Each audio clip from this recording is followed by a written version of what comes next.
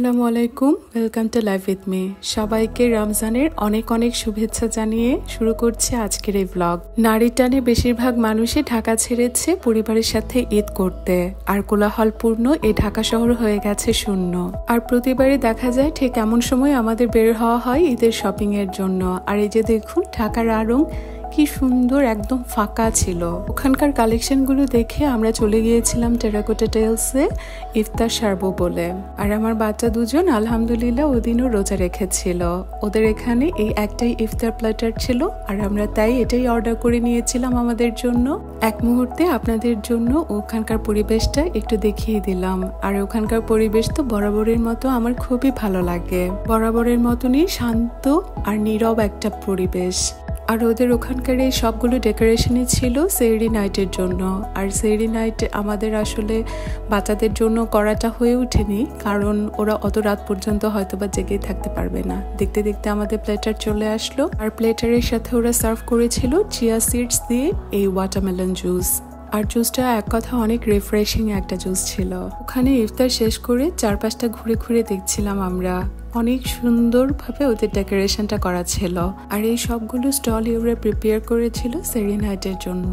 ওদের এই সুন্দর সুন্দর লাইটিং, ডেকোরেশন এগুলোই আমরা সবাই মিলে ঘুরে ঘুরে দেখছিলাম। আর এখানেও ওদের প্রিপারেশন চলছে সেহরির জন্য। ইফতার শেষ করে তাই আমরা আর বেশিক্ষণ লেট করিনি, তাই চলে যাচ্ছিলাম শপিং এর উদ্দেশ্যে। আর এই তো ওদের এই লাইটিংটা আমার কাছে খুবই ভালো লেগেছে, আর বাচ্চারাও আলহামদুলিল্লাহ অনেক এনজয় করেছে। ওখানে ওরা যে বারবার শুধু বলছিল ওদের পিকচার তুলে দেওয়ার জন্য। ওখান থেকে এসেই আমরা শপিং শুরু করে দিয়েছিলাম। টুকটাক আমাদের যা যা কেনার দরকার ছিল আমরা সেগুলোই সেরে নিয়েছি। আর এই যে শপিং মলগুলো একদম ফাঁকা ছিল, মানুষজন সবাই বলতে গেলে চলেই গিয়েছে ঢাকা ছেড়ে। ঢাকা ঈদ করার এটা একটা পজিটিভ দিক। দেখা যায় সবাই চলে গেলে যখন ঢাকা শহর একদম ফাঁকা হয়ে যায় তখন বের হয়ে শান্তি মতো শপিং করা যায়। অ্যাকচুয়ালি বাবা মা ঢাকায় আছেন বলেই ওনাদের সাথে ঈদ করার জন্যই ঢাকায় থাকা। অন্যথায় দেখা যেত সবার মতন আমাদেরকেও এতদিনে রওনা দিয়ে দিতে হতো বাড়ির উদ্দেশ্যে। টুকটাক সব প্রয়োজনীয় শপিং শেষ করে আমরা চলে গেলাম আবার টেরাকোটা টেলসে।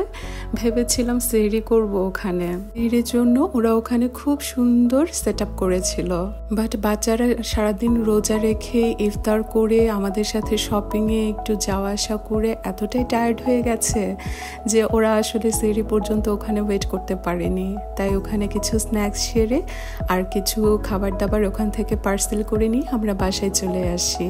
আর এই ছিল আমাদের প্রয়োজনীয় টুকটাক কিছু শপিং।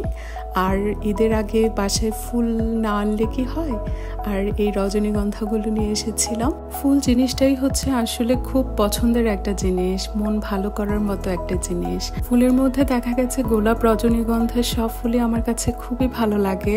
বাট বাসায় যখন এই রজনীগন্ধা ফুলগুলো এনে আমি রেখে দিই, পরদিন সকালবেলা পুরোটা ঘর একদম রজনীগন্ধা ফুলের গন্ধে একদম ভরে থাকে।